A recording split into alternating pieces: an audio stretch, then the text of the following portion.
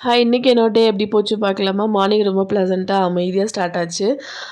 எல்லாருமே லீவ் அப்புறம் அந்த வெக்கேஷன் டைமில் எல்லாமே நல்லா ஊர் சுற்றி பார்க்குறது, வெளியில் டூர் போகிறது, சொந்த ஊர் போயிட்டு வர்றது எல்லாமே என்ஜாய் பண்ணுவாங்க.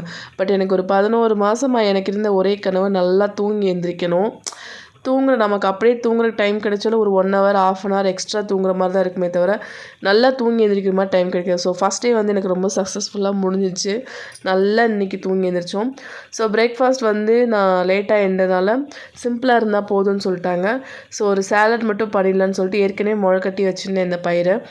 ஸோ பச்சை பயிறு, அதுக்கப்புறம் ஒரே ஒரு கேரட் மட்டும் திருவி போட்டு கொஞ்சமாக பெப்பர் சால்ட் போட்டு ஹாஃப் லைம் மட்டும் ஸ்குவீஸ் பண்ணி விட்டுட்டு கொடுத்துட்டேன். ஸோ பசங்களுக்கு வந்து தோசை, இட்லி தான். அம்மா தான் மாவாட்டினாங்க, நல்லாவே புளிச்சிருந்தது. ஸோ 11:30 போல் வந்து கேரட் மில்க் ஷேக் தான் கொடுத்தேன். எப்போவுமே beetroot juice, fruit juice mix பண்ணி தான் குடிப்பாங்க. ஒரு 4 நாளாகவே என்னன்னு தெரில, கேரட் ஜூஸ் தான் கேட்குறாங்க. ஆஃப்டர்நூன் லஞ்சுக்கு வந்து எப்போவுமே நான் உடச்சி ஊற்றி தான் முட்டை குழம்பு வைப்பேன். பட் இந்த டைம் வந்து அம்மா வந்து அவங்க வந்து அம்மா அப்படி தான் வைப்பாங்க, உடைக்காமல் பாயில் பண்ணி. ஸோ அதே மாதிரியே வைக்கணும்னு சொல்லிட்டாங்க. ஸோ அம்மா ஸ்டைலில் இன்றைக்கி குழம்பு ரெடி பண்ணியாச்சு. பட் ஆனால் நாங்கள் சாப்பிட்றதுக்கு ரொம்ப டைம் ஆகிடுச்சு.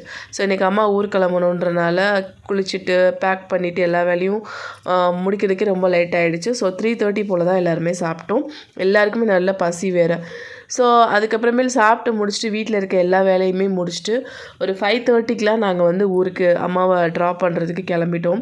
பெங்களூரில் ஒரு பெரிய விஷயம் என்ன தெரியுமா? நம்ம எங்கே வேணாலும் போகலாம், என்ன வேணால் சுற்றி பார்க்கலாம்.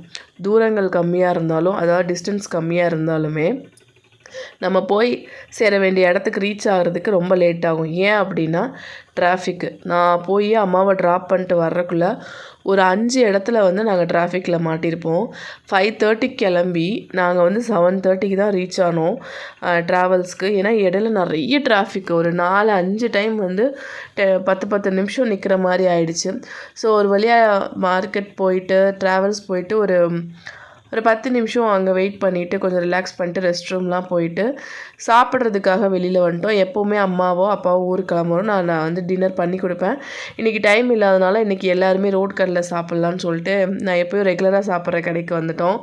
ஸோ வீட்டுக்கு வந்துட்டு அவங்களுக்கு தோசையெல்லாம் ஊற்றி கொடுத்துட்டு நைட் வரதுக்கே எனக்கு 10:45 ஆகிடுச்சு அவங்கள விட்டுட்டு வரதுக்கு. ஸோ இன்றைக்கி வந்து சிம்பிளாக வந்து நைட்டு வந்து அவனுக்கு வந்து கேரட் ஷேக் வந்து போட்டு கொடுத்தேன். அதுக்கப்புறமேல் வந்து தோசை வந்து அவங்களுக்கு ஊற்றி கொடுத்துட்டு முட்டை தோசை ஒன்று ஊற்றி கொடுத்தேன். அங்கே சாப்பிட்டுட்டு வந்தது மட்டும் இல்லாமல் எனக்கு மறுபடியும் பசிக்குதுன்னு சொன்னான். ஸோ அவனுக்கும் ஒரு தோசை மட்டும் ஊற்றி கொடுத்துட்டு நாளைக்கு வந்து நான் லன்ச் வந்து ப்ரிப்பேர் பண்ணுறதுக்காக வெள்ளை சுண்டல் வந்து இப்போயே ஊற போட்டுட்டு எனக்கு கொஞ்சமாக ஆரஞ்சு ஜூஸ் மட்டும் எடுத்துக்கிட்டு என்னோட இப்படி தான் போச்சு.